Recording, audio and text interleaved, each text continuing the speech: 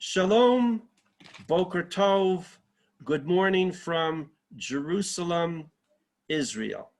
This is Lowell Joseph Gallen, founder of the Root and Branch Association Limited, established in 1981 and now celebrating our 40th anniversary.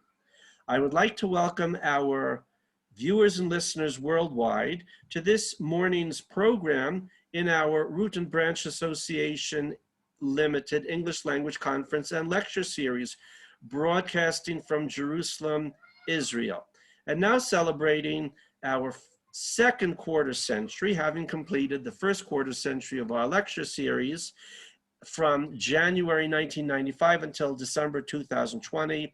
And we always remember and will thank the OU Israel Center and its educational director emeritus, Mr. Phil Chernovsky, for making us welcome there for so long. We moved to Zoom when everything got shut down a year ago, and we're staying here. Today is Tuesday, May 4th, 2021 in the Gregorian calendar, and let me check, it is the 22nd day of ER 5781 in the Hebrew Israelite calendar.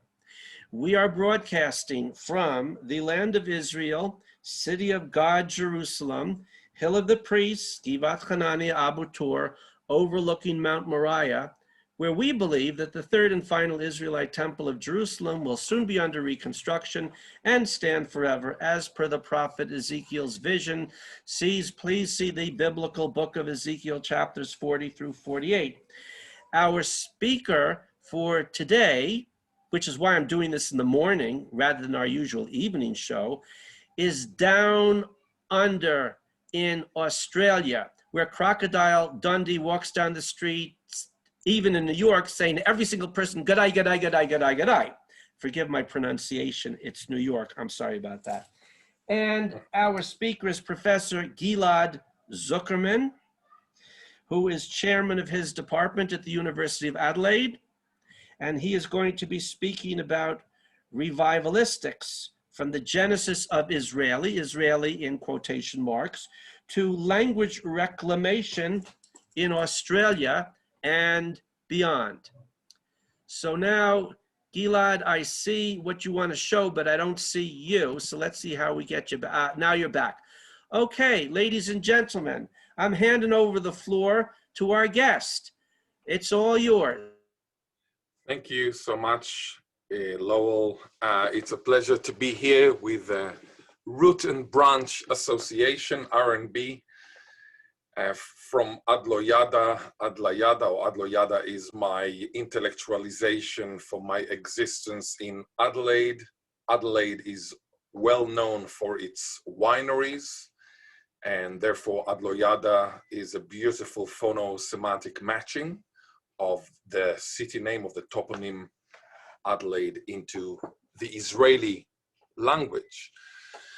Now, I say Israeli language because in 2008, I published a book called Israelit Safa Yafa, Israeli, a Beautiful Language. And this book multiplied the number of my admirers / enemies by a very large number. And I continued to look at language revival.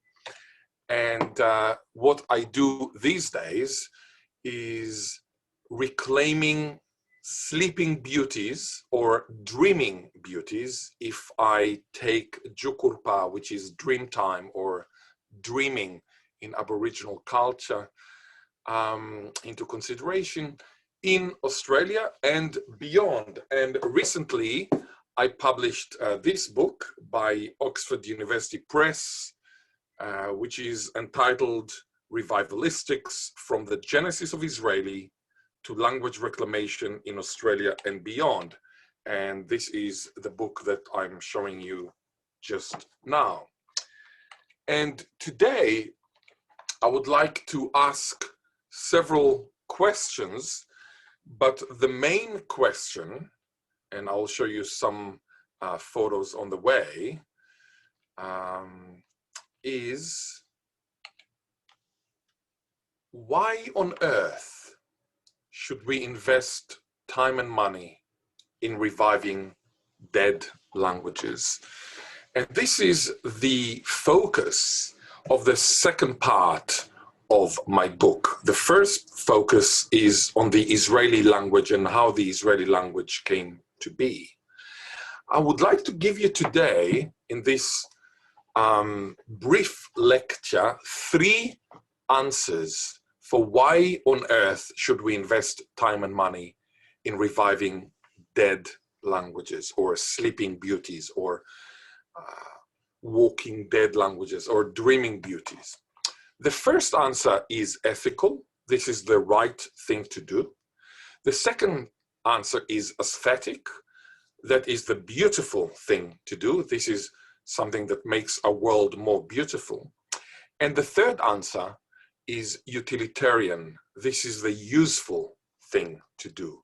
So the third one is an answer that I will use when talking to public servants, civil servants. They always ask, what's the bottom line? We give you $1 million, how many millions of dollars are you going to save for us?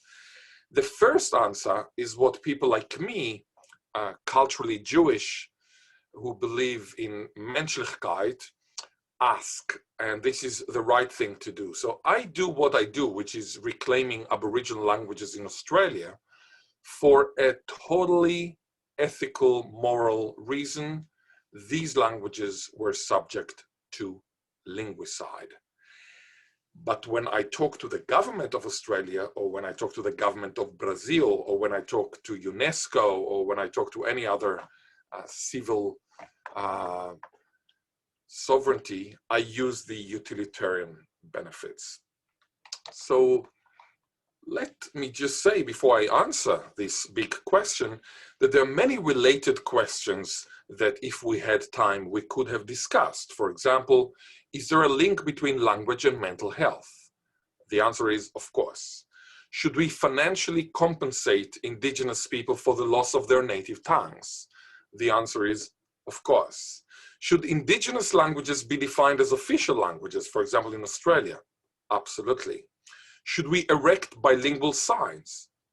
Yes. Does language dictate the way we think? Well, it doesn't dictate, but it influences the way we think. For example, if your language has gender, as in grammatical gender, just like in Israeli, gesher, bridge, is masculine. Ponte in Italian is masculine. In German, the word for bridge, Brücke, is feminine. We know from research that when your grammatical gender of bridge is masculine and you're asked to describe a bridge, you're more likely to describe it as sturdy, as large, as powerful. Whereas if the grammatical gender of the word bridge, as in German, is feminine, you're more likely to describe a bridge generically as beautiful and elegant. This is subconscious. So language influences the way you think, but I do not think that it dictates the way you think. I'll give you an example. If you have a language with no word for passion, it doesn't mean that you cannot feel passionate. You might find it hard to talk about your passion, but of course you'll feel passionate. So it does not dictate. Is it possible at all to reclaim a sleeping, dreaming beauty or a dead language? The answer is yes, but there is a condition: cross-fertilization with the revivalists' mother tongues. It is impossible to reclaim a language as it used to be. And this is why the first part of this book talks about the Israeli language, which is a hybrid of Hebrew on the one hand, which is the phoenix rising from the ashes, Yiddish on the other hand, which is the revivalists' mother tongue. It's the cuckoo laying its eggs in the nest of another bird, tricking it to believe that it is its own offspring. And of course, Israeli is also a magpie that steals from Arabic, from American, from many other languages. So Israeli is a rara awis, or a rare bird.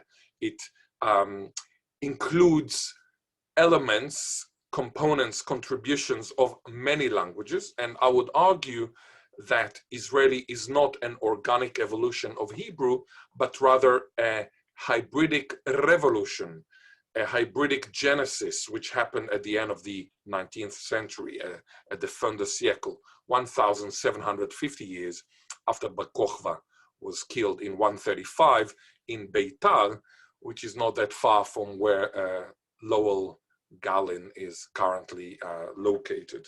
So let me start answering. I'll show you more photos. I wish I had time to talk about these photos. You can see that language revival is all over the world. I work in Africa, in Asia. Never doubt that a small group of thoughtful, committed citizens can change the world. Indeed, it is the only thing that ever has, said Margaret Mead, the famous American cultural anthropologist. Eliezer Ben Yehuda, you see him on the left, was crazy, monomaniac. He saw language as one part of the Trinity. The Trinity was not il Padre, il Figlio e lo Spirito Santo, as they say in Italian for the Trinity in Christianity, the Father, the Son, and the Holy Spirit. He understood the Trinity that is required for any modern nation. And the Trinity was lens, so cultural heritage, cultural lens. So it doesn't matter whether my great-great-great-great-grandfather came from Canaan. In my case, he did, because I've done genetic DNA testing, and they found out that I'm actually from Canaan and I'm a Kohen. Or he was a Khazar who converted to Judaism. It doesn't matter. My great-great-great-grandfather said, Bashana haba'a b'Yerushalayim habnuya, whatever accent he had at the time, he said that, so he had the Jewish lens, and it doesn't matter what his or her, what the genetics of our ancestors are. Lens is one part of the Trinity. Land is the other part of the Trinity. This is the return to Israel, to Eretz Yisrael. Without land, modern nationhood does not function. And the third one, and this is something that Eliezer managed to realize, is lang. So it's lens, land, and lang. Lang is language in French, and he understood that without a unifying tongue, we cannot have a modern nation. Eliezer Ben Yehuda was not a linguist, he was a politician, and one needs to remember that. And he was monomaniac because he actually dedicated his life to the revival of the Hebrew language, resulting in what I call Israeli. Although he was totally attacked by the ultra-Orthodox who thought he was desecrating the Loshen Kodesh, the holy tongue, the tongue of holiness. He was jailed by the Turks because of that. People who were not ultra-Orthodox thought he was just wasting his time and he would never be successful. So he needed to be a little bit kind of crazy, obsessed with one thing. And I see it in my own activities that in order to reclaim a language properly, you need somebody who is a little bit crazy or a little bit obsessive about it. Otherwise, it kind of fades out.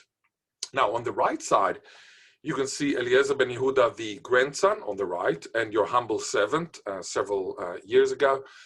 And what happened, Kalmit Sapir-Weitz from Ma'ariv, she's a lovely journalist. She put us together with a hope that we would quarrel because I say Israeli, he says Hebrew, but at the end we became friends. So this photo reflects what happened in Jerusalem.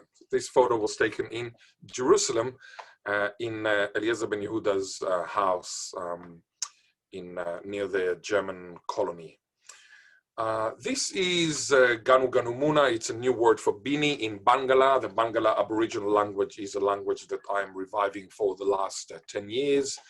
And of course, there was no word for beanie in 1844, where the dictionary by Clamor Wilhelm Schumann was written. That's a dictionary. I'll give you some examples. This is what it looks like sometimes, very hard to understand, but sometimes it looks like that, so it's a little bit better because it's typed. This dictionary was written in 1844 by a German Lutheran missionary who tried to Christianize the heathens, in quotation marks. It is used by me, a Jew from Israel, for non-religious reasons, of course, in order to right the wrong of the past conducted by Anglo-Celtic colonizers towards the Aboriginal Australians who had been in Australia for at least 50,000 years. They walked from Africa. As you know, we are all from Africa. They worked from Africa more than 50,000 years. At the time, the water between Australia and Papua New Guinea was shallow, so they could actually walk even without much kayaking or canoeing, and they arrived here more than 50,000 years. We have evidence for that.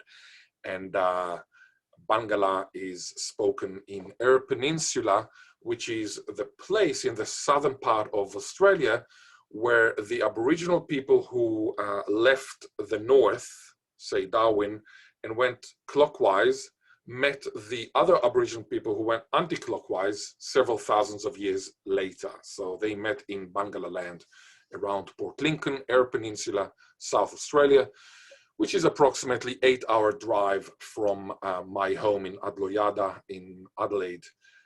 And I go there on a monthly basis. Sometimes I fly, sometimes I drive a 4-wheel drive, and I do all the workshops. So these are some Bangala people.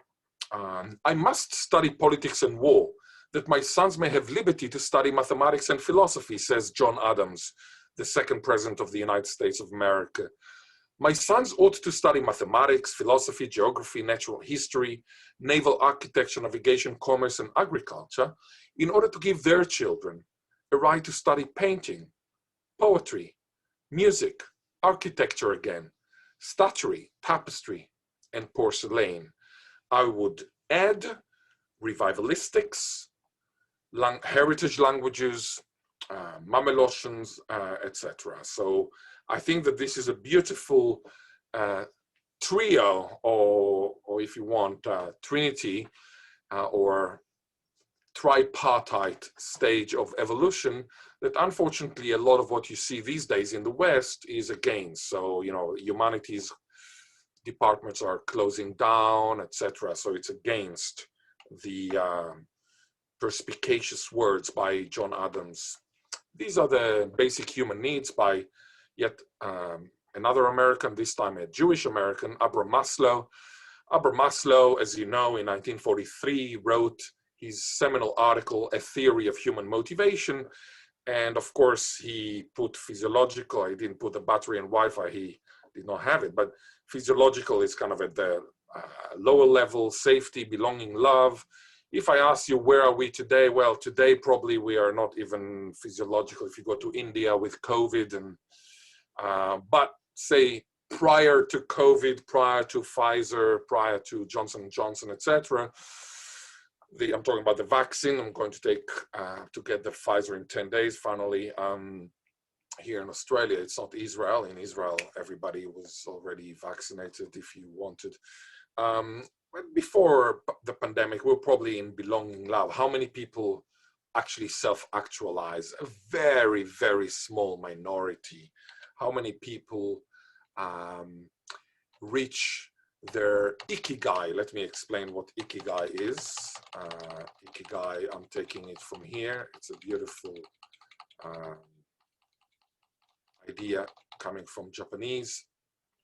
Ikigai is the interface between what the world needs, what you're good at, what you love, and what you're paid for. How many people reach their ikigai? They're exactly in the middle there, ikigai.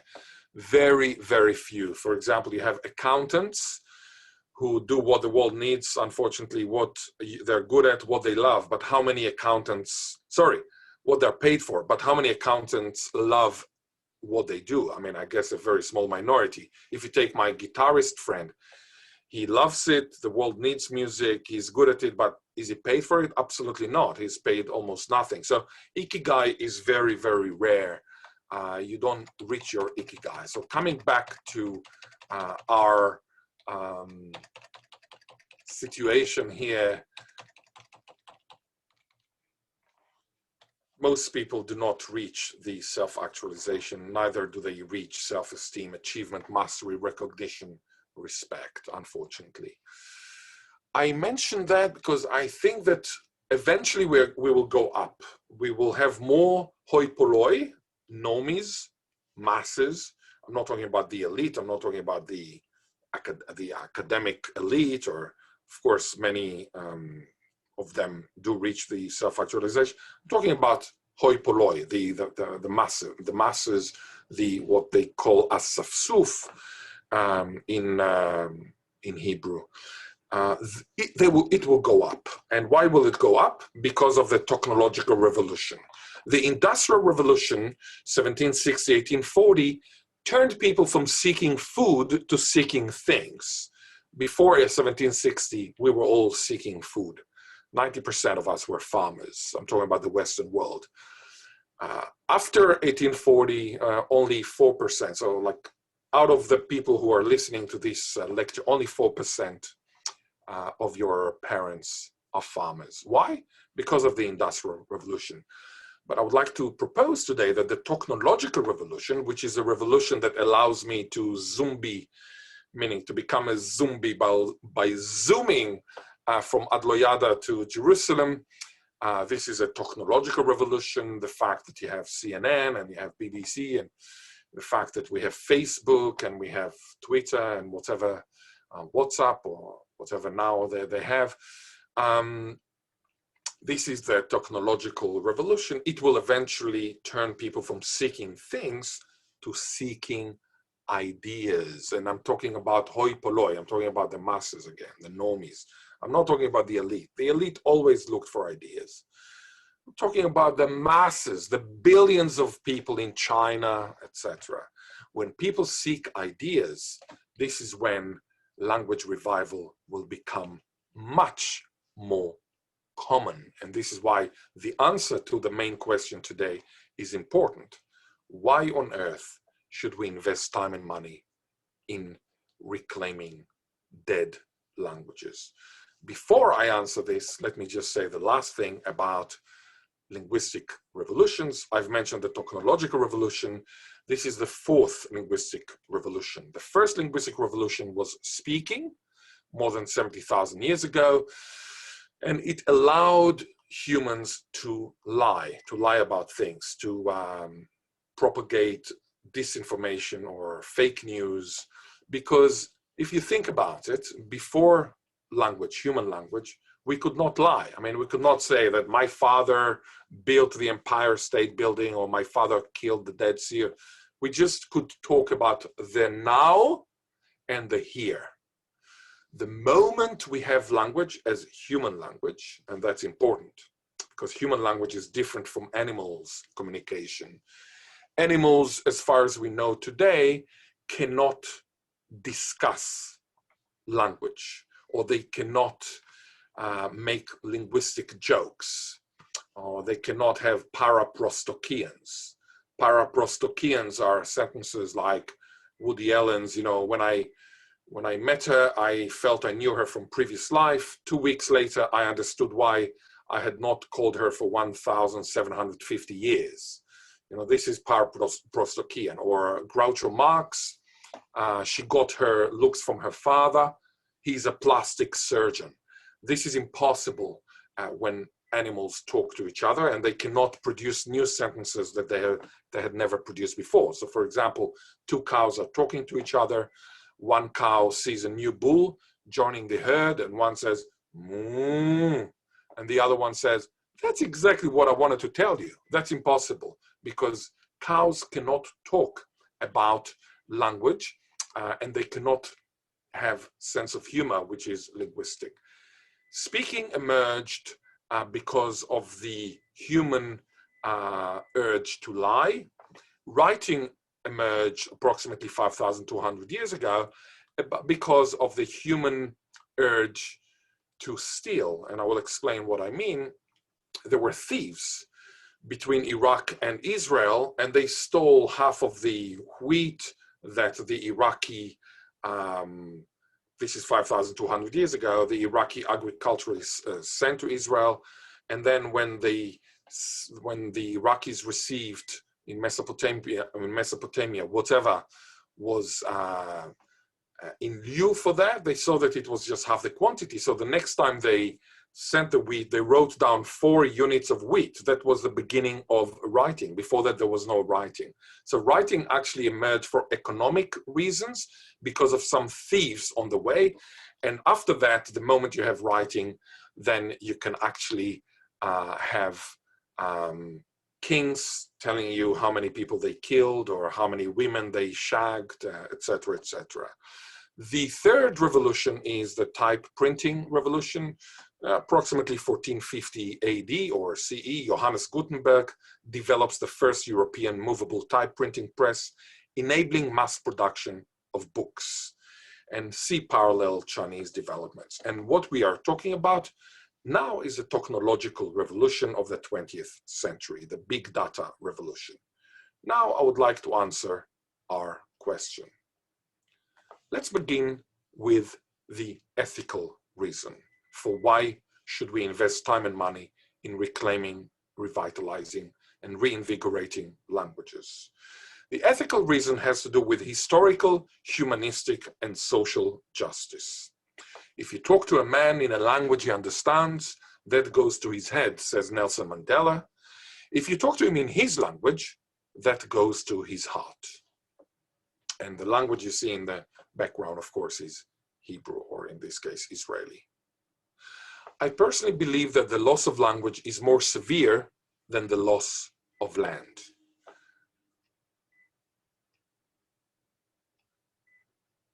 Let me give you an example of Anthony Forster.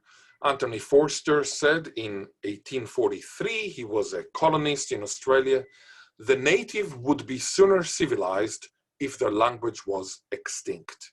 This is an ideology of linguicide. George Grey, who was a South Australian governor. South Australia is the state where I am currently. Adelaide is the capital. Adelaide is the capital of South Australia, just as Sydney is the capital of New South Wales. Canberra is the capital of the entire state of, and the entire country, Australia.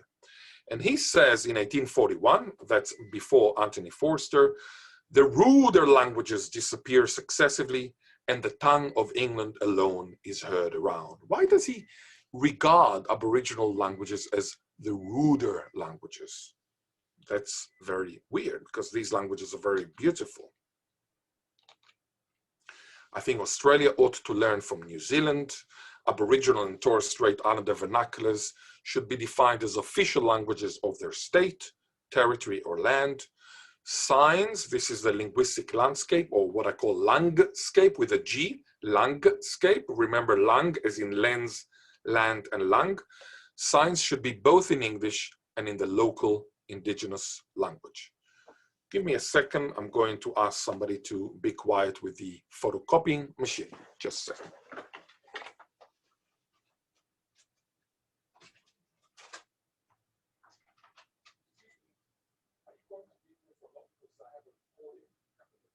Very noisy.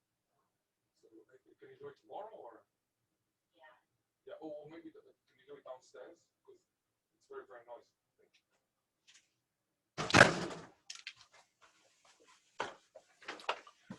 Sorry about that. I had here a student who was photocopying and made some horrible noise. Hopefully he will go downstairs. This is the Australian Aboriginal flag designed by Harold Thomas in 1971, 12th of July, when I was 1 month old in Israel. I was in Tel Aviv at the time. It was flown for the first time in Victoria Square, Adelaide, which is 1 kilometer from my office approximately. And if you look at the black, it represents not the sky. This is Adelaide. It's not London. It's not Melbourne, where the weather is kind of blacky, reminding me of Iraq. Apropos Iraq, you might ask why. Well, this is a pun that, again, animals cannot make. It's partly Sunni, mostly Shiite, and no malice intended. So it's partly sunny, mostly Shiite. This is Melbourne, London. Adelaide is extremely blue, and the black here represents the people, the skin of the Aboriginal people. The red represents the soil, the land, and the land in Australia is red. It's not brown. I can show you photos. I've recently traveled to Western Australia, to the northern part of Kimberley, where Melech Ravitch, the father of Joycel Bergner, the painter, wanted to establish a Jewish state in the Kimberleys. And there you can see very obviously that the land is red. And what about the yellow? The yellow is the sun, it's the life. I would like to advocate another flag, and that's my own proposed flag for a language day reflecting another trinity of people, land, language. So in Aboriginal spirituality, you have a trinity, again, not il Padre, il Figlio e lo Spirito Santo, not lens, land, lang, but rather people, land, and language. So this is my flag for Australia.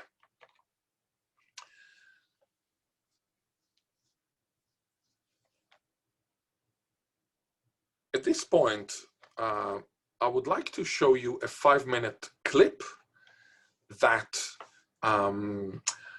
will show you my work with Aboriginal Australians. After the clip, we will come back and then I will continue with answering the question, why on earth should we invest time and money in reclaiming dead languages? So I'm going to stop the share here and then to start another share.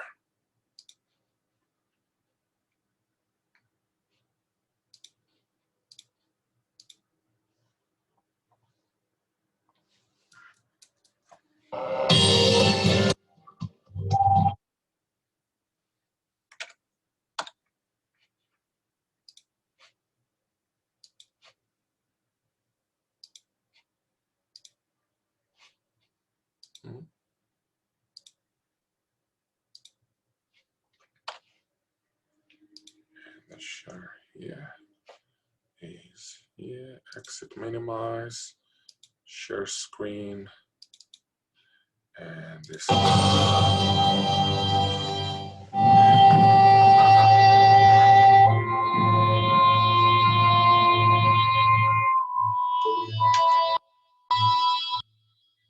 The Nuwara Mission in outback South Australia, as run down now as the local language, once forbidden to be spoken inside.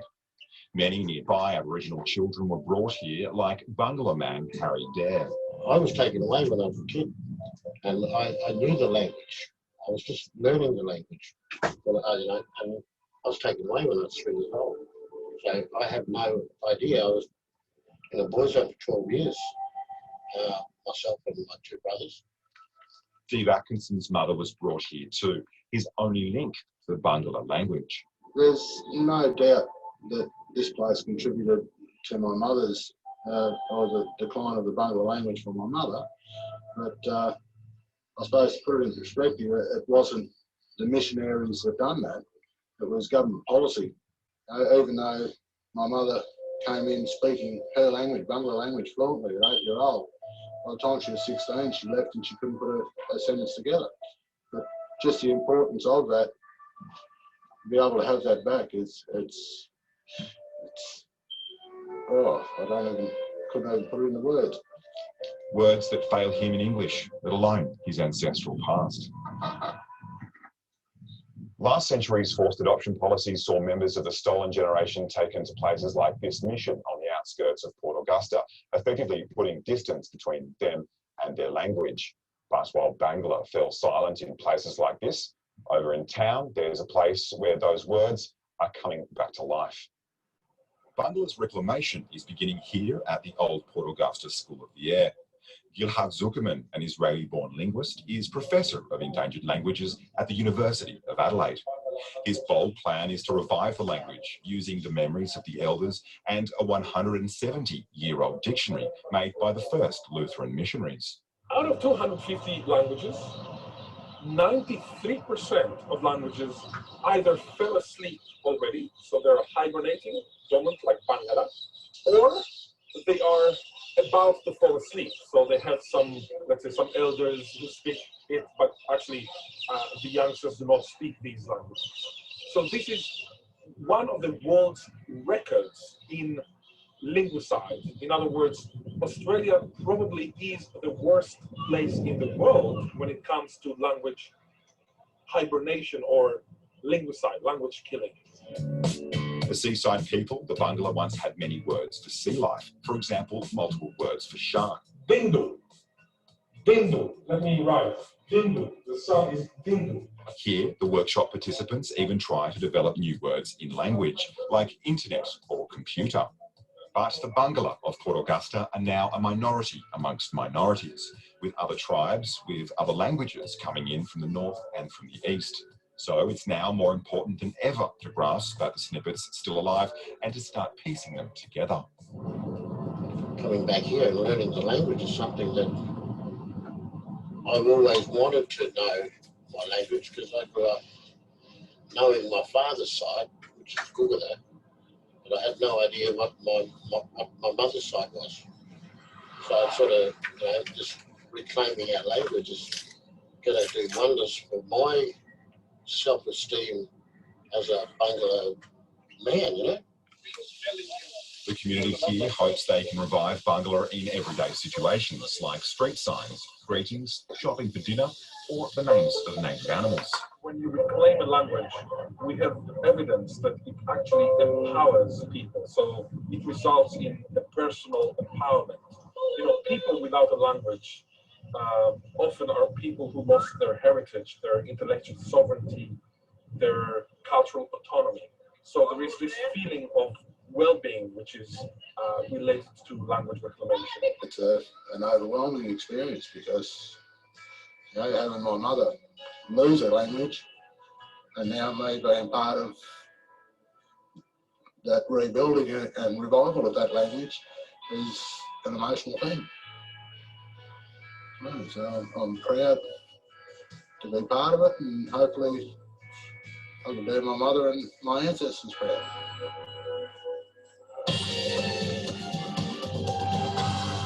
Excellent. That was Stephen Atkinson, a lovely man. And now I'm going to share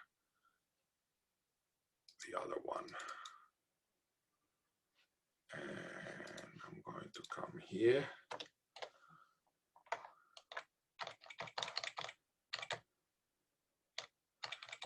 And now I'm going to talk about aesthetic motivations. I hope that by now you got an idea about the ethical reasons for language revival. And now I would like to move to aesthetic motivations. And at the end, I'll briefly talk about the utilitarian benefits as well. There was a linguist at MIT. He was friends with Noam Chomsky. And he said, when you lose, and his name was Ken Hale. And he said, when you lose a language, you lose a culture, intellectual wealth, a work of art. It's like dropping a bomb on a museum, the Louvre. This has to do with taste. I love cheeses. I believe in cheeses.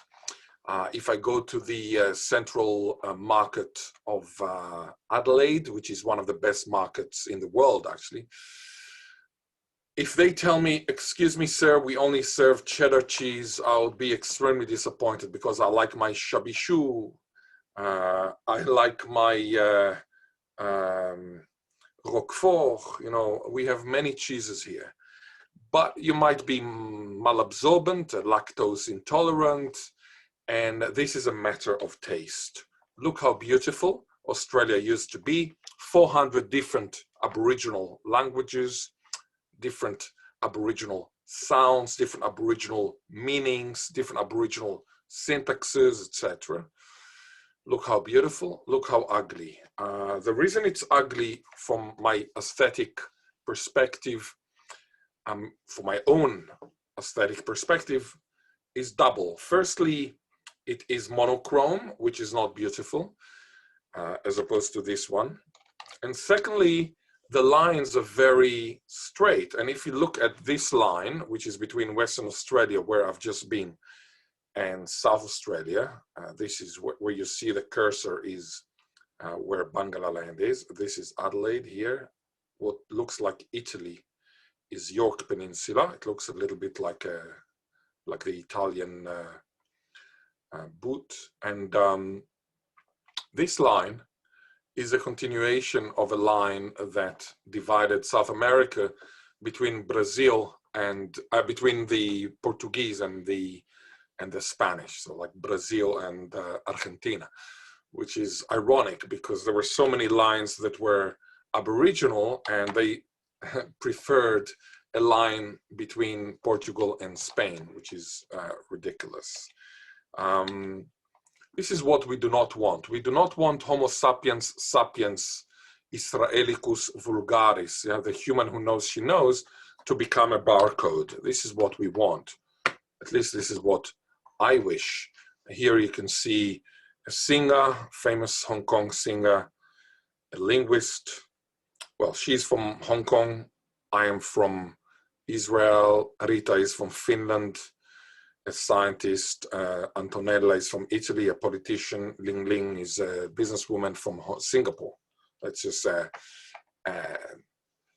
example from my own childhood. This is the most complex Chinese character I have ever encountered. And it has, I think, 56 strokes, one character. I mean, if you think about it, A only has one stroke, like that. But here you have 56 strokes. If you manage to stroke it without getting a stroke, that would be good. This is in Adelaide. They managed to put it on one of the restaurants here, Tasty Biang.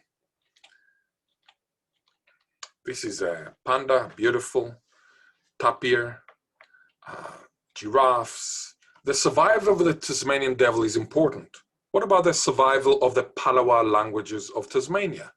Why is it that so many people care about zoodiversity or biodiversity, but so few people care about linguistic diversity? I think that linguistic diversity is beautiful. I'm not against animals. Of course, I pay my dues to the Adelaide Zoo. I love animals, but I think that it is sad that if you can touch land, you can touch animals, then you automatically care about their diversity. But if you cannot touch their languages are intangible, then hoi polloi often forget about the importance.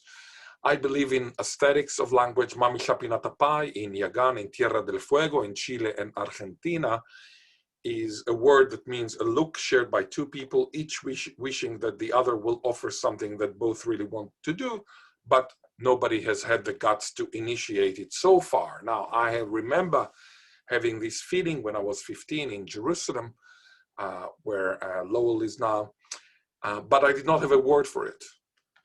In Yagan, you have a word for it. And as a linguist, I can analyze this word morphologically. Like, iklapi is the root, to be at loss at what to do next, etc.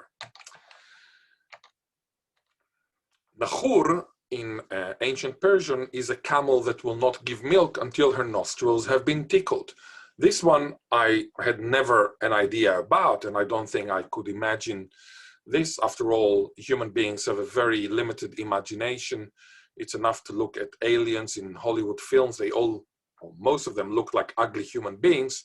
Needless to say, no alien would look like an ugly human being. This is ludicrous, and it shows how stupid we are.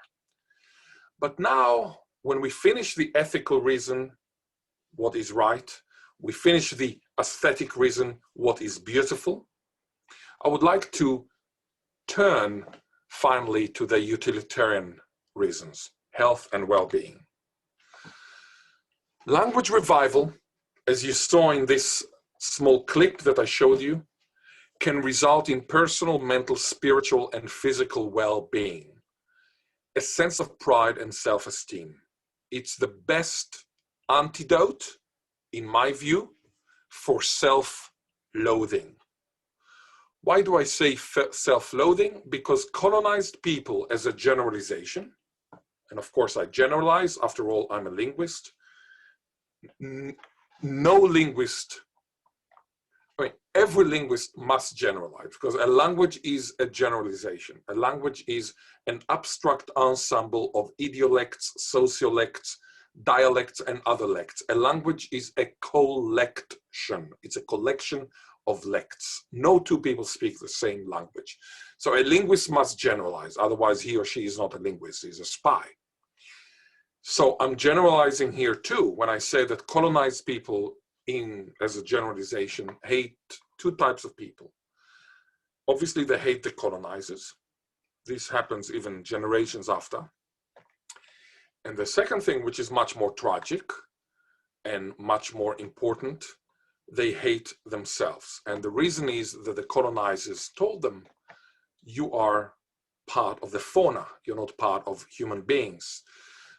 It's a little bit like Pygmalion effect. Yeah? If you tell a child, you're a genius, you're the most beautiful creature, it is much more likely that the child will be clever than if you tell a child, you're nothing, you're an idiot, you're a fuckwit. So this is the Pygmalion effect. Yeah, I mean, it's a very important effect in education, but this effect happens also socially, unfortunately. And by reclaiming a language, minority people, indigenous people, disadvantaged people reconnect with their heritage. And nobody said that their heritage was less good than the Christian heritage or another heritage. I say Christian because these were the missionaries who came. I mean, there were obviously no Jewish missionaries. So this is an email from Jenna. She's a Bangla woman. Personally, I found the experience of learning a language liberating. Bold letters mine. Went home feeling very overwhelmed because we were finally going to learn our own language. It gave me a sense of identity. And I think if the whole family learned a language, then we would all feel totally different about ourselves and each other, because it's almost like it gives you a purpose in life. These are Bangla women. Bangla women. Facebook comment from Evelyn. A big thank you on behalf of our family here in Port Lincoln. Our ancestors are happy. This is something that Aboriginal people would say when they are happy. Our ancestors are happy. This is after the first reclamation workshop in Eyre Peninsula that I conducted. Since then, I've conducted dozens of workshops. Language is power. Let us have ours, says perspicacious Aboriginal politician Aidan Ridgway.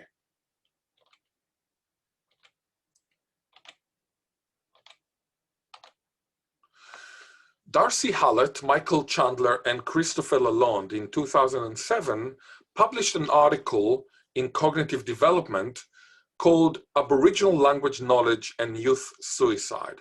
What they discovered is a clear correlation between youth suicide and lack of conversational knowledge in the native language. They looked at 6 different tribes. One tribe did not have the language linguicided, the language was still healthy, no youth suicide. Another tribe, its language was killed, a lot of youth suicide, and the 4 others were kind of exactly in correlation.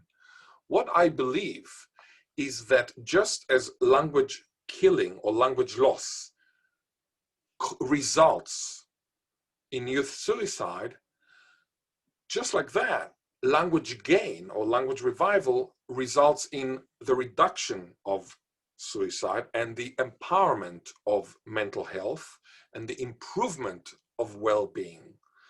So I, with some other collaborators, have an NHMRC, it's a National Health and Medical Research Council project that looks at the unmeasurable. And my collaborator, Alex Brown, he's an Aboriginal professor, he says what scientists hold stock in is only what they can measure, but you can't measure the mind or spirit. You can't weigh it. You can't deconstruct it. But only if we do will they see that Aboriginal people are spectators to the death of their culture, their lives, etc. We watch as our culture dies. How are you going to measure that? And what we are trying to do in this revolutionary project that looks at language reclamation and well-being, whether or not there is a correlation, we are trying to find out whether our hypothesis is correct, improvements in mental health and social and emotional well-being during and following the language reclamation process. So this is exactly what we are currently doing, and hopefully we will publish many articles in the future. We've already published 2 that will show this correlation. There are many other utilitarian benefits. For example, I will just summarize it because I can talk about it for not hours, but days. When you are natively bilingual, you are more clever than yourself as a monolingual. We have plenty of evidence for that. I could cite hundreds of researchers for that, and you can find it in Revivalistics. But there is also a medical advantage. Evidence shows that being natively bilingual slows dementia by approximately 4.5 years, improving quality of life for many and reducing money spent on medical care. So if you don't want to get dementia, and if it's unfortunately already written in your genes, ensure that you're a native bilingual. And if you want to help your kids, ensure that they are natively bilingual. They will get the dementia 4.5 years later. I would like to conclude by telling you several things.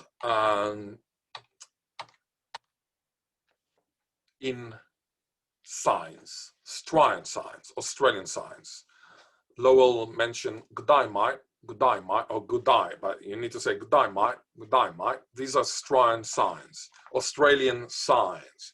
This is an Australian sign or Australian signs from Sydney. You need to tell me whether the ticket I received on the left was justified. This is how signs for parking in Australia are.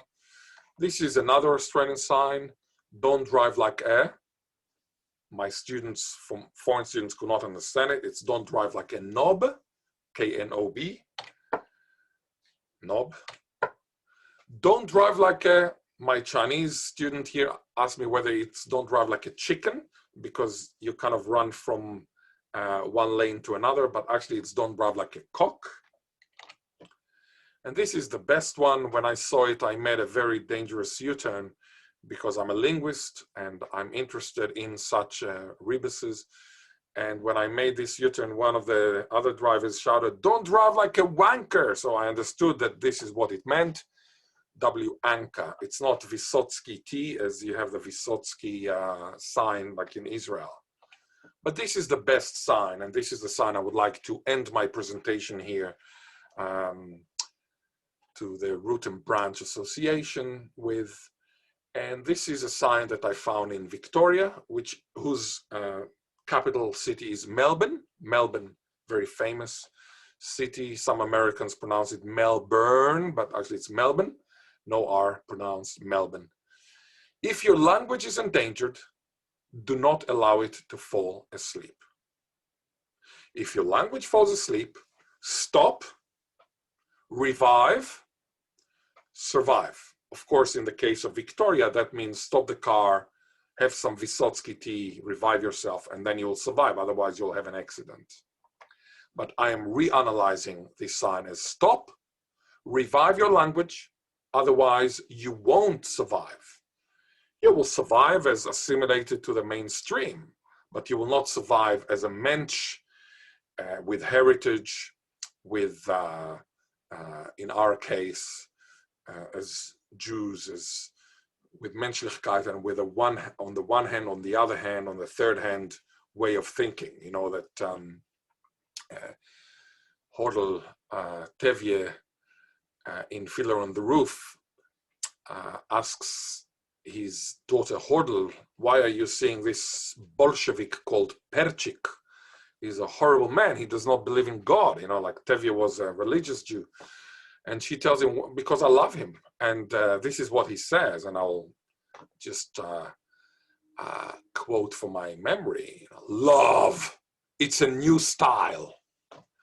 On the other hand, our old ways were once new, weren't they? On the other hand, they decided without parents, without a matchmaker. On the other hand, did Adam and Eve have a matchmaker? On the other hand, well, yes, they did. And it seems that these two have the same matchmaker, and he looks at the sky. Yeah. This for me is the epitome of Jewish thinking, you know, on the one hand, on the other hand, on the third hand, on the fourth hand. And what I'm saying here is that if your language falls asleep, you need to stop, you need to revive, and you need to survive. Otherwise, you will not survive. You will survive as something else. If you revive a language, embrace the hybridity of the children's emerging tongue, because it will never be the same. And I have no problem whatsoever with it. Language revival results in new diversity, in a new diversity. And most importantly, if your language is healthy, say you're American, and obviously the American language is healthy, no threat is there for the American language. And hopefully it will stay like that. If your language is healthy, consider helping others in linguistic need. You have hundreds of tribes, thousands of minority people who need help, who would like you to help, especially if you're a good linguist. They need help if you're a good revivalist. And this is something you can study. And you can study it by watching such clips like the one here, by reading books like the one that I showed you today. And that's it. It was wonderful talking to you, to your association, Lowell, and I am open for questions if you have. Otherwise, I will go and pick up my little son from soccer. They call it soccer here in England. I called it football, but I guess they follow the American way. First of all, can you hear me?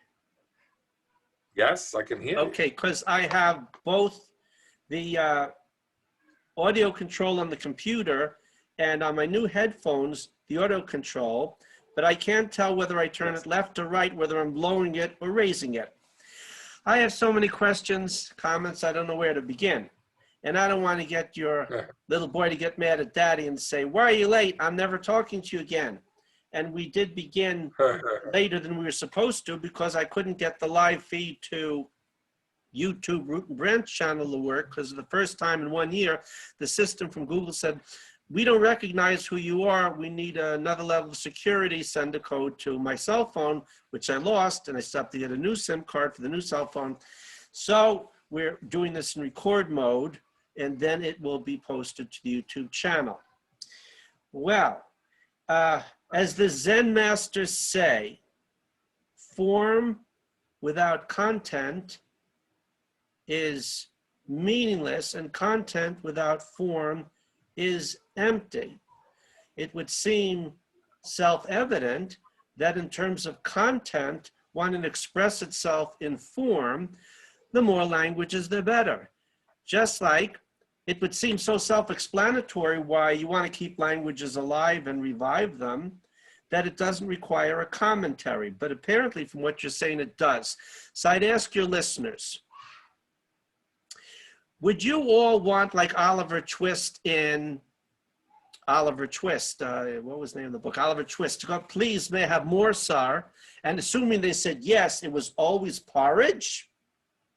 And let's say porridge every day forever with no salt, butter, milk, or honey, or sugar. I don't think you'd like that at all. It would seem logical to any person that you want to have diversity in everything, music, art, language, food, clothes. Otherwise, life is very dull. And as William Blake said, the five senses are the inlet of the soul upon the world.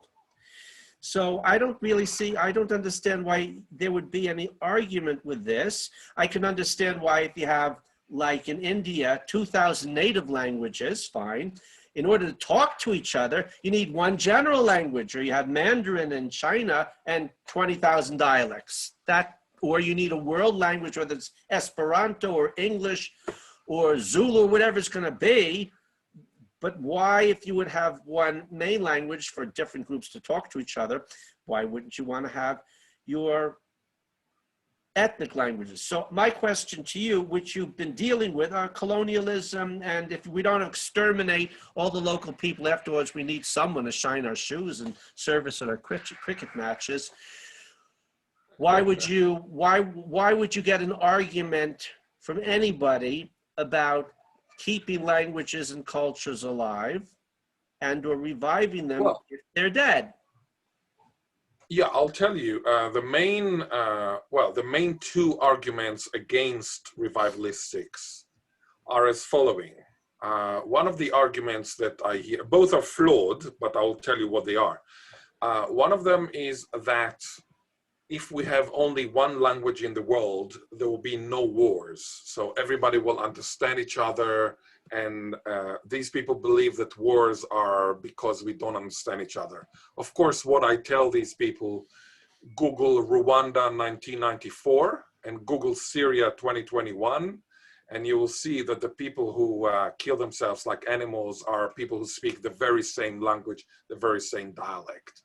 So the Hutus and the Tutsis did not have a different language in Rwanda, etc. In fact, many civil wars, and here historians can join my argument, were fought by people who spoke the very same language. So I disagree that if we have one language, all the wars will disappear, and you know, we will have a kind of a John Lennon's world.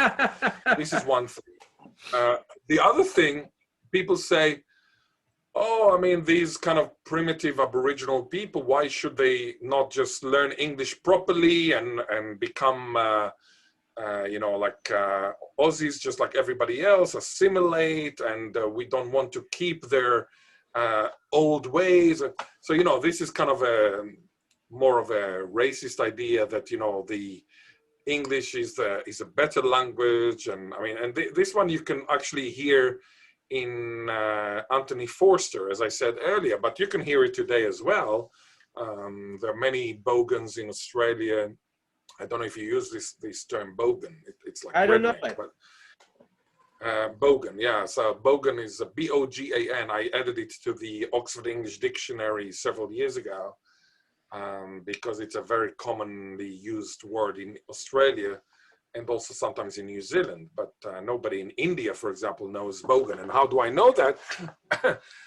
Because I went to an opera here, La Sonnambula, and I was introduced to somebody called Peter Hoban, and I told him, oh, Hoban, what a beautiful name, just like Russell Hoban, the famous American children's book writer, who said, and then I quoted, language is an archaeological vehicle full of the remnants of dead and living pasts, lost and buried civilizations and technologies. The language we speak is a whole palimpsest of human effort and history. To which he replied, oh, that's so beautiful, and you're the first person in Australia who got my name right. Everybody thinks my name is Hogan, just like Paul Hogan that you mentioned. Crocodile Dundee. And then he told me yesterday I received a phone call from Optus. Optus is one of the you know, mobile companies. There's Telstra, there's Optus, and like AT&T or whatever. And they said, would you like to upgrade your plan, Mr. Hogan? So I told her, it's not Hogan, it's with a B. So she said, would you like to upgrade your plan, Mr. Bogan? And she thought that with a B was Bogan. And of course, she was from India. Had she been from Australia, she would have never thought Bogan, because it's impossible that his name would be Bogan. I mean, if his name is Bogan, he would probably change it. It's a little bit like if your name is, I don't know, mutatis mutandis, if your name is Eichmann, or you know, I mean, you change it, right? I mean, how many Eichmann do you know? I mean, except of course, the son or the grandson. I mean, I know that he is a wonderful man who actually talk a lot about reconciliation between the Germans and the Israelis, etc. I mean, I think that his name might be Eichmann, but otherwise, I mean, how many people do you know whose first name is Adolf? Or so yeah. So this is why I've mentioned Bogan. So coming back to your question, I can tell you that there are hundreds of people I've met who are against language revival. They say, no, just speak English. You know, let's have a world. It's simple. You know, life made simple. Don't forget that most Aussies, just like most Americans, just like most New Zealanders, are monolingual. Let's not forget that. Oh, I thought you were going to go on. You didn't finish that thought. I just said, okay, agreeing with you, but you weren't finished. Monolingual, it's not only being monolingual, it's much more, it's the worst thing is having a monolingual mindset. A monolingual mindset is, for example, when somebody gives the example of neg in Chinese in the University of Southern California. He's fired from the course because some people say that they got offended because it reminded them of the N word in American. But this is a filler in Chinese. Every time I speak Chinese, I hear like neg. You know, this is like that. I told you that. You know, but when you have a monolingual mindset, you're not capable of understanding that this is a different language, and it's okay that there is a homophone there, and the professor does not need to be fired from the course just because of using that. I mean, it's ridiculous. It just shows you. The monolingual mindset is also the reason why you have A men and A women, you know, like recently. I mean, in the American, whatever, the American, what was it, in the parliament or the Senate or whatever.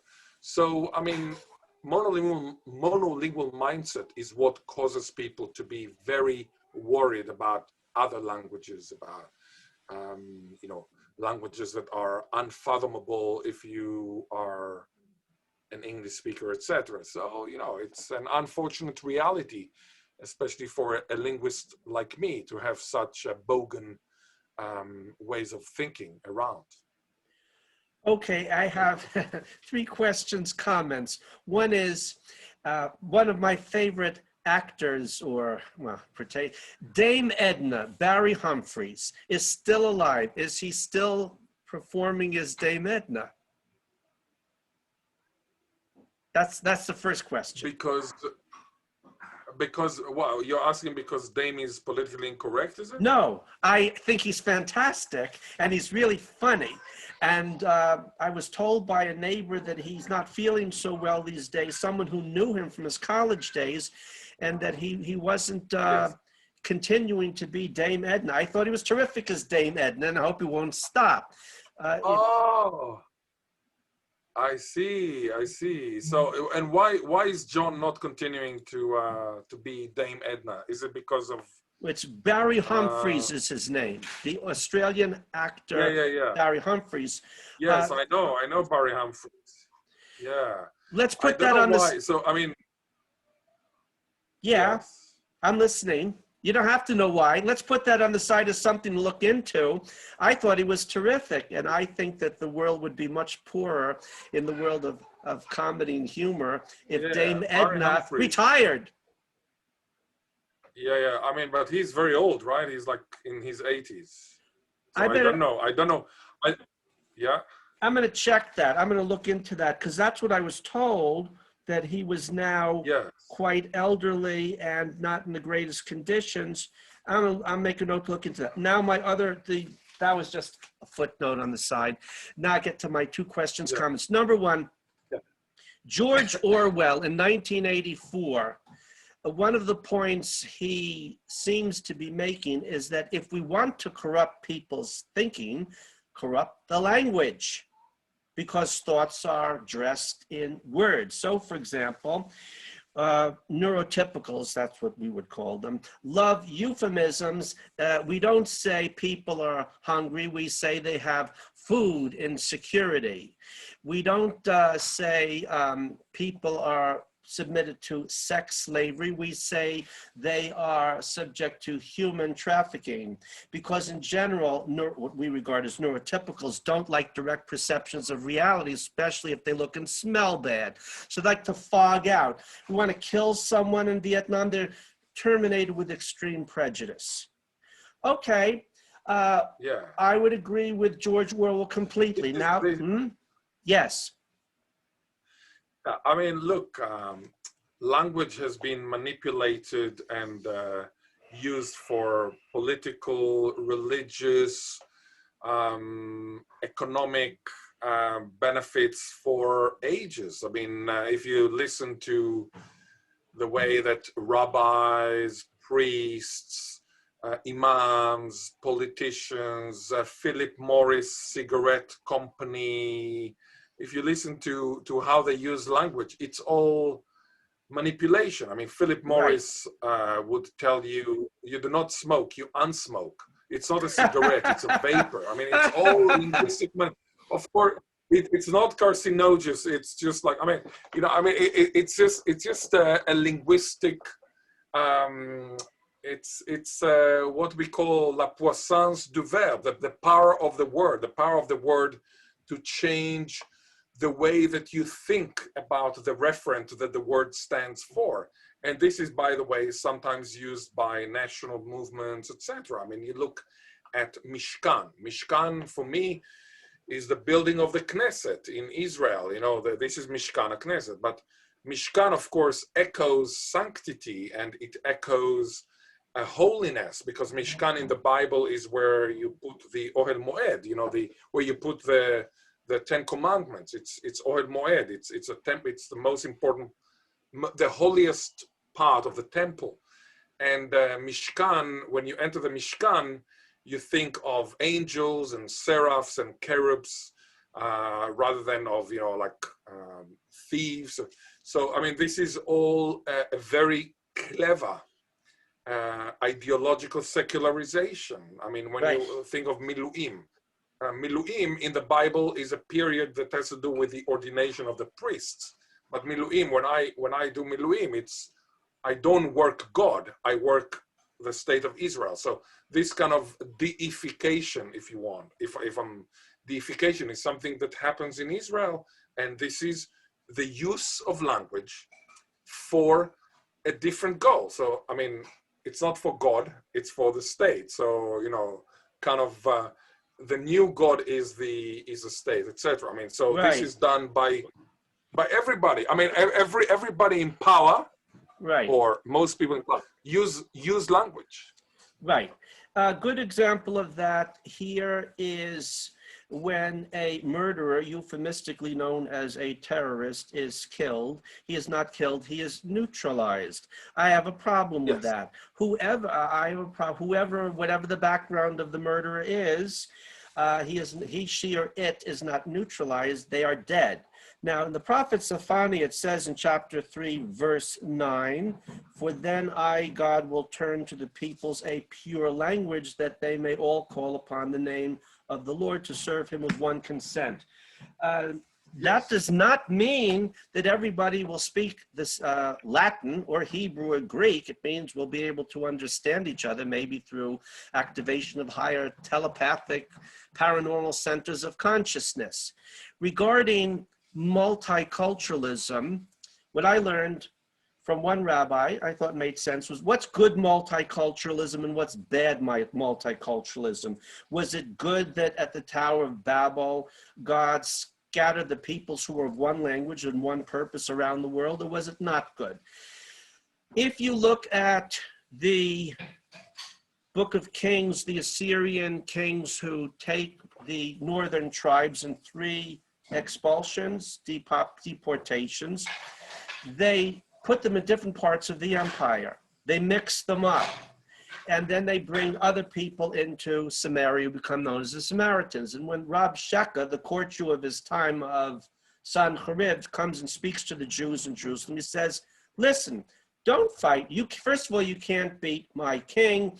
No one else's gods have saved them. He will take you to different land. Bad multiculturalism is when an emperor or a king or a ruling power takes subject peoples, and I want to strip you of your identity, so I'll remove you from your land because our identity is very connected to our land. I'll put you somewhere else, maybe give you new language, new religion, new this, new that. Maybe I won't even give you names. I'll give you, I'll brand you as a slave. With a branding iron, maybe I'll put tattoo in you in very soon. I'll give you a chip, and you will owe nothing. You'll be happy because you don't even exist. You're human capital, with the emphasis on capital, human just thrown in because that sounds nice.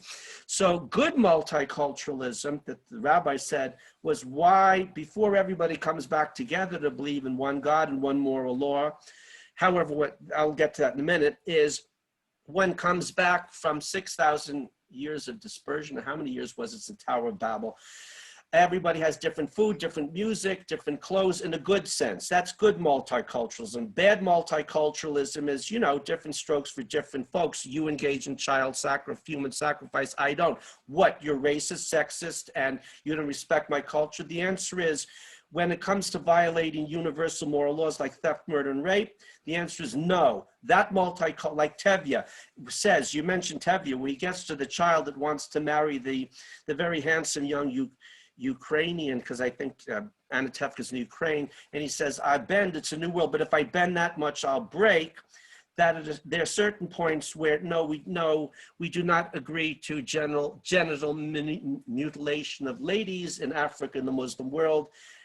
No, you can't do that. Why not? You think your culture is better than mine, or burning a wife on her husband's funeral pyre as in Sutti? What? You think you're better than us? In that case, then from a very traditional Jewish perspective with the Noahide covenant laws, the answer is yes. Different concepts, okay. But no, you may not engage in theft, murder, rape, and child human sacrifice. And no, the Hutus may not murder 900,000 Tutsis, and no, you may not murder 3 million people in Cambodia, whatever good reasons you may use to justify that. So that would be good multiculturalism instead of bad multiculturalism. And within that, just as we don't want to mix up our slave populations, and you wear pajamas if you wear anything at all. And what in Dr. Zhivago in the beginning, Dr. Zhivago's child is being interviewed by the officer who said, wondering if that's Dr. Zhivago's child, and then says she was a nameless number on a piece of paper that was lost. That is not good multiculturalism from a very deep Torah perspective. So again, we come back to languages. The only reason I can think of why people would oppose preserving native languages and cultures or reviving dead ones is, if I'm the 1% ruling class, I'm a Gnostic. I believe in Plato's The Republic. You'll have the king, the aristocrats, the muscle, the army, and everyone else is slave. We have too many of you, we'll kill you off, starve you, or we'll engage in eugenics. We don't need you. You don't exist anyway. You're not people. Then you really don't need anything. You may not even need to learn how to read and write. So if one has that perspective, you don't really need, we need a common core where you can barely learn to say 2 and 2 is 4 because you're not meant to be used for anything more than that. So again, anytime I see that someone would be opposed to what you're saying, my radar goes on.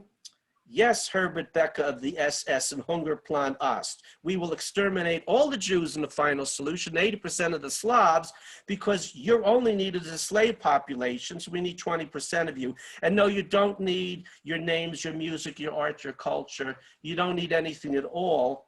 Your Untermensch. And by the way, one other point, many people, and I know you told me a little bit about your background, many people think the Germans and Nazis regarded Jews as Untermenschen. That's not true. The Nazis had a special name for Jews, the Gegenrasse, the anti-race, the only race of equal psychic, physical power of them, like the Jedi and the Sith. And this is not understood by Jews in general and Israelis because it gets into weird areas of occult religion, which is scary to Jews and Israelis because they can't imagine people would think and take actions based on those beliefs. The Nazis believed you and me, Jews, are a Gegenrasse that has to be exterminated, and you need a museum in Prague, but exterminated as in no one left. Untermenschen, that's, dumb Poles, Slavs, dumb Russians. We'll kill off most of them, but we still need a few as slaves. So getting back to what you said, when anyone says, why not preserve a small language or revive a dead one, my radar goes on because I start smelling gas chambers. Well, they don't have any smell, ovens, and my radar goes on for trouble. So I know your son is waiting for you at the soccer game, and I don't want him to be mad at you, so we'll never have another program together. But I have to give the concluding comment to you. You have to make the concluding comment. You're the speaker. No worries. So look, it was a pleasure. I'm sorry that I have to go. Really, I'll just say you've mentioned the Tower of Babel, and you've mentioned the Bible, and it's very interesting that, as I see it, God created the linguist killed God, and I will explain. And it kind of is related to many things that you said, for example, echoing Friedrich Nietzsche. God created the linguist in the form of what he or she or whatever did in the Tower of Babel. So you had one language, you went kind of up and up and up, and God said, oh shit, are they going to do what's happening here? No, I'm going to confuse their language. And this is Babel.